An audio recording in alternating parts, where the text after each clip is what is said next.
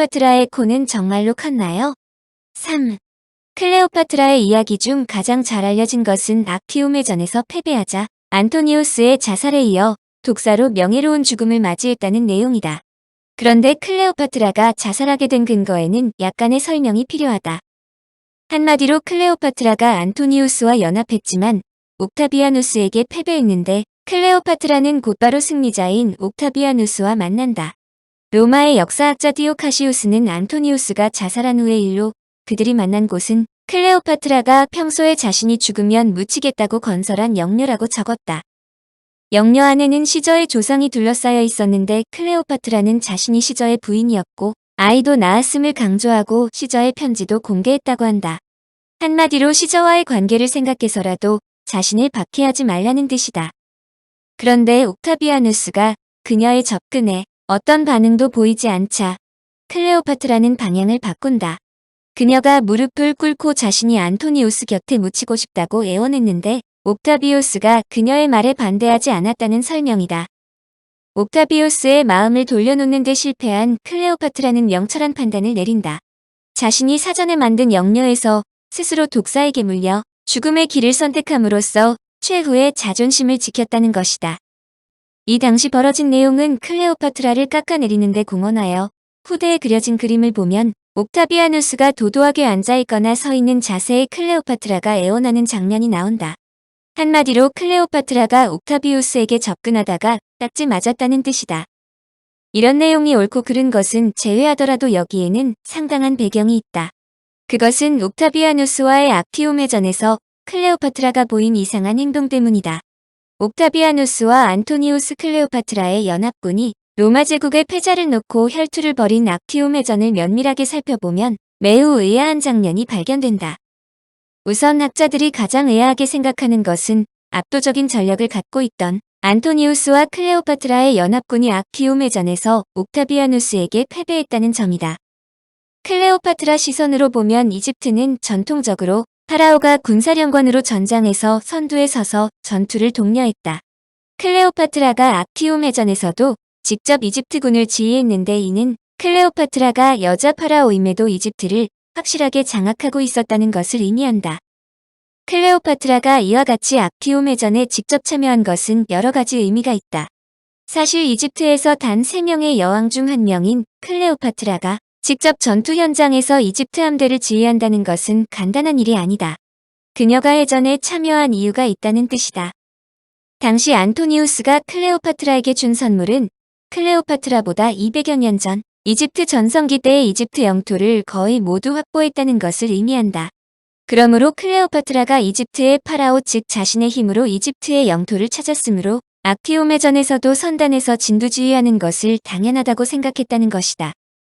그런데 악티움 해전이 한창 진행되면서 누가 승리할 수 있는지 장담하기 어려운 판에 안토니우스의 막강한 우군인 클레오파트라는 옥타비아누스 군을 공격하지 않고 방향을 돌려 이집트로 회항한다. 이것이 아직도 풀리지 않은 미스터리 중 미스터리이다. 그러나 역사학자들의 눈은 예리하다. 당시 안토니우스와 클레오파트라가 동부 지중해의 상당 지역을 통치했기 때문에 안토니우스 연합함대의 규모는 대단했다. 구역마다 노잡이 8에서 10명이 배치된 거대한 8단선과 10단선을 포함해 전함 520척 규모였으며 거대한 10단선은 병력만 1000명이 될 정도이다. 전함들은 소함대 8개로 편제되었고 각각의 소함대는 중전함 60척과 정찰을 맡은 경전함 5척으로 구성되었다. 함대에는 수송선 300척도 포함되었는데 여기에 보병 10만 명과 기병만 2000명이 탑승했다. 특히 안토니우스의 전함들은 공성포가 증대된 데다 전면이 갑판으로 둘러쳐진 헤터프레트 전함이다. 이 전함들은 옥타비아누스 전함들보다 큰 규모로 대포가 작은 갑판 막루 위에 위치해 있어서 수병들 머리 위로 포를 발사할 수 있었다. 더구나 안토니우스가 지휘하는 수군은 막강한 카르타고를 격파한 전통을 이어받은 백전 용사들로 구성되어 있었다. 반면에 옥타비아누스는 전함 약 250척, 수송선 150척, 8만 명의 보병과 12,000명의 기병에 불과했다. 안토니우스는 옥타비아누스보다 훨씬 대규모 함대를 보유하고 있으므로 4개의 지휘권으로 편제했는데 4개의 소함대 각각은 마주한 옥타비아누스 함대보다 더 대규모였다. 전장에서 4배나 월등한 전력을 갖고 있다면 승리를 장담하는 것은 당연한 일이다. 물론 옥타비아누스에게도 약간의 장점은 있었다. 그에게는 안토니우스가 갖고 있는 대형 전함은 많지 않았지만 그가 갖고 있는 갤리선 대부분은 안토니우스 전함들보다 가벼워 기동성이 훨씬 뛰어났다는 점이다. 해전에서도 기동력이 중요한 것은 말할 필요가 없다. 옥타비아누스는 안토니우스에 비해 전력이 뒤떨어진다는 것을 알고 있으므로 정면 대결보다는 안토니우스의 보급로를 차단하는 데 집중했다. 그의 작전은 성공하여 마침내 160km에 이르는 코린트만을 기습해 상당 부분을 손에 넣는 성과를 거두었다. 그래도 안토니우스는 자신만만했다. 옥타비아누스에게 일부 보급로를 차단당했지만 클레오파트라라는 막강한 병참 지원 부대가 합류했다는 점이다. 또한 6해군 모두 합하여 옥타비아누스군보다 월등한 전력을 갖고 있는 데다 장병들 모두 잘 훈련되었고 좋은 장비까지 갖추고 있었으므로 옥타비아누스군과 정면 대결하면 격파하는 데 문제가 없다고 생각했다. 악티움해전은 안토니우스, 옥타비아누스로선 절대로 패배해선 안 되는 승부처로 기원전 31년 9월 두 진영은 악티움만 앞에서 격돌했다.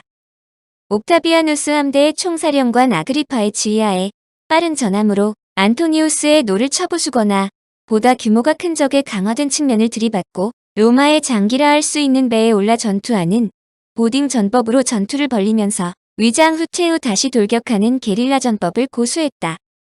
반면에 역전의 용사인 안토니우스의 대형 전함들은 보다 작은 4단선이나 5단선 3에서 4척으로부터 맹렬한 공격을 받았지만 전투는 결코 밀리지 않았다.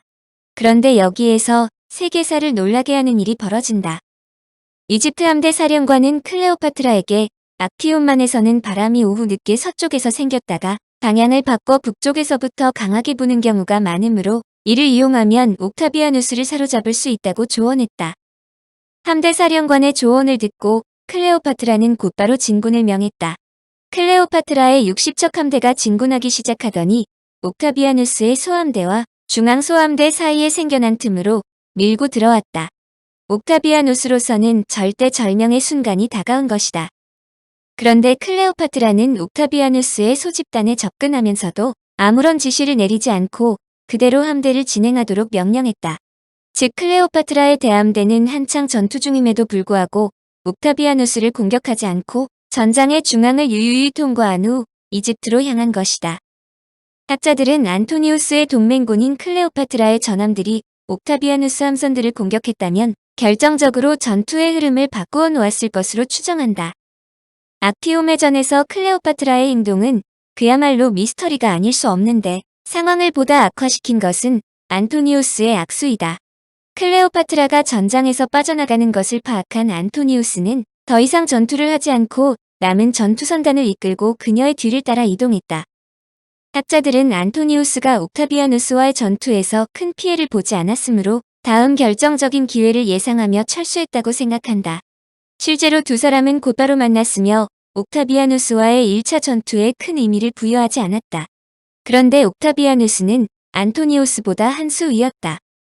옥타비아누스는 안토니우스가 철수하자 안토니우스가 패배를 예감하고 철수했다는 주장, 즉 자신이 승기를 잡았다고 선전했다.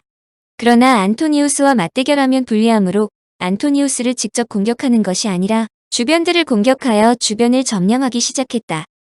안토니우스로서는 막강한 함대가 온전하므로 이에 크게 신경 쓰지 않았는데 옥타비아누스군이 클레오파트라의 근거지인 알렉산드리아 근처까지 진격해 들어왔다. 그제서야 안토니우스가 그동안 보류한 최후의 일전으로 기원전 30년 8월, 즉 1차 전투가 벌어진 지 거의 1년 후에 자신의 남은 군대와 이집트의 잔여 함선들을 이끌고 옥타비아누스 함대를 향해 돌격 명령을 내렸다. 그 결과는 안토니우스의 참패였고 이후 안토니우스와 클레오파트라의 자살로 이어진다는 설명이다. 클레오파트라가 악티움 해전에서 이상한 행동을 한 이유를 학자들은 두 가지 시각으로 설명한다. 첫째는 클레오파트라가 악티움 해전을 낙관적으로 보았기 때문이라는 설명이다. 이집트 군이 빠지더라도 안토니우스가 승리할 수 있다는 것이다. 여기에 클레오파트라의 판단차고, 즉 변명의 여지도 있다. 그녀는 우선 전력상에서 안토니우스가 압도적으로 우세하므로 그녀가 전투에 참여하지 않아도 승리할 것을 믿어 의심하지 않았다는 것이다.